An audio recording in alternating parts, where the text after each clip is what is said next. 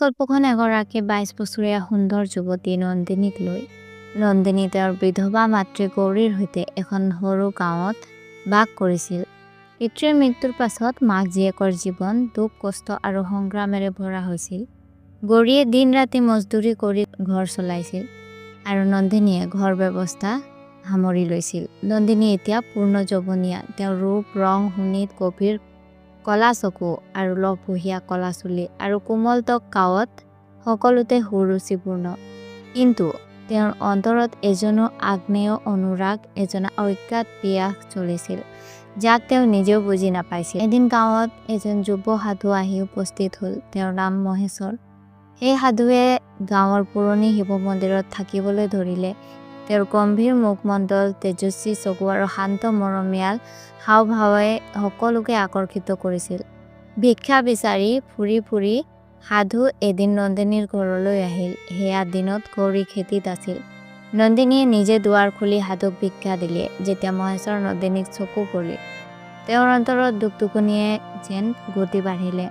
সাধুৰ সৌম্য হাঁহি আৰু গভীৰ চকুৱে নন্দিনীৰ মনৰ মাজত এক অচিনাকি হুলস্থুল নচকালে। সন্ধিয়াত তেওঁ প্ৰথমবাৰৰ বাবে এজন পুৰুষৰ কথা ইমান গভীৰভাৱে ভাবিলে। তেওঁৰ শৰীৰত অচিনাকি কম্পন, প্ৰাণত অস্থিৰতা। পৰৱৰ্তী দিনত নন্দিনীয়ে মাকে ক'লে যে তেওঁ অসুস্থ, খেতিত যাব নোৱাৰে। গৌৰীয়ে ক'লে নন্দিনী মন্দিৰলৈ আহিল। তাত মহেশ্বৰ পূজা কৰি আছিল। নন্দিনী দূৰ পৰা চাই থাকিল, তেওঁৰ চকুত চকু, মনত আগ্নেয় ধুমুহা। এনে কৰি নন্দিনী প্ৰতিদিনে মন্দিৰলৈ যাবলৈ ধৰিলে। ফুল দিবলৈ, পানী দিওঁ বুলি প্ৰতিটো কাৰণেই তেওঁৰ মূল উদ্দেশ্য আছিল সাধুক দেখা। সাধুৱে একেবাৰে নোচোৱাকৈ চাব নোৱাৰিলে, কিন্তু তেওঁ নিৰাসক্ত থাকিব চেষ্টা কৰিছিল। কিন্তু নন্দিনীৰ ৰাতি এখনো শান্ত নাছিল। তেওঁৰ স্বপ্নত মহেশ্বৰ আহিছিল, তেওঁক হৃদয়ৰ ওচৰলৈ টানি লৈছিল। তেওঁৰে নিশ্বাসে চকুৰ পাত চুই গৈছিল। স্বপ্নে স্বপ্নে নন্দিনী অস্থিৰ উন্মাদ হৈ উঠিছিল। এদিন মন্দিৰত সাধু একেলগে আছিল। পূজা শেষ কৰি বাহিৰ ওলোৱা মুহূৰ্তত নন্দিনীয়ে পথ ৰোধ কৰিলে। মহাশয়, মই আপোনাক কিবা ক'ব বিচাৰিছোঁ। মহেশ্বৰে শান্তভাৱে ক'লে, কোৱা কন্যা।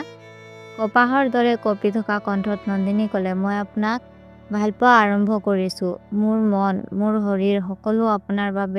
মহেশ্বৰ স্তব্ধ হৈ থাকিল। কিছুক্ষণ পিছত গভীৰ নিশ্বাস লৈ ক'লে, নন্দিনী, এইটো কেৱল মুখ নহয়, এইটো প্ৰেম। মই আপোনাৰ বাহুত শান্তি বিচাৰোঁ। মই আপোনাৰেই। চকুত চকু মিলাই নন্দিনীয়ে আবেগেৰে ক'লে। তেওঁৰ চকুত টোপনি, অশ্ৰু। মহেশ্বৰ এই নিৰ্দোষ প্ৰেমৰ প্ৰচণ্ডতাত ভিতৰুৱাই পৰিলে। নন্দিনীয়ে সাধুৰ হাত ধৰি ল'লে। এই প্ৰথম স্পৰ্শ আছিল। সাধুৱে হাত সাৱধানে মেলি দিলে আৰু ক'লে, তোমাৰ মন ভ্ৰষ্ট হৈছে নন্দিনী। প্ৰেম বন্ধনত নহয়, ত্যাগত। সত্য প্ৰেমে মুক্তি দিয়ে, বন্ধনত নথয়। এতিয়া মহেশ্বৰ ভিতৰলৈ প্ৰৱেশ কৰিলে। নন্দিনী ৰাতিভৰি কান্দি দিন কটালে। পিছদিনা মন্দিৰত মহেশ্বৰ নাছিল। সিহঁতৰ গুৰু তপমূৰ্তি স্বামীজী উপস্থিত আছিল। নন্দিনী কপা হৃদয়ৰ গুৰুক চাই থাকিল। স্বামীজীয়ে ক'লে, কন্যা, তোমাৰ বয়স দুখ নাই, কিন্তু পথ ভ্ৰান্ত হৈছে। মোহত সুখ নাথাকে, কেৱল দুখ আহে। তোমাৰ বিবাহ এই সমস্যাৰ একমাত্ৰ সমাধান। এই কথাই গৌৰীৰ চকু খুলি দিলে। কেইদিনমানৰ ভিতৰতে নন্দিনীৰ বিবাহ এজন ভাল যুৱকৰ সৈতে হ'ল। মহেশ্বৰ আৰু তেওঁৰ গুৰুৱে গাঁও ত্যাগ কৰি নিজৰ সাধনৰ পথত আগবাঢ়ি গ'ল।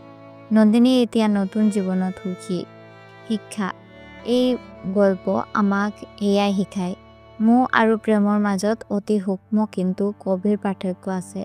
সত্য প্ৰেম হ'লে আত্মাৰ শান্তি, উজ্জীৱন আৰু মুক্তিৰ দিশে। ইচ্ছাক প্ৰতিৰোধ কৰাটোৱে সঁচা তপস্যা। সত্য প্ৰেম কেতিয়াও বন্ধনত নথয়, ই মাত্ৰ মুক্তিৰ পথ দেখুৱায়। ধন্যবাদ।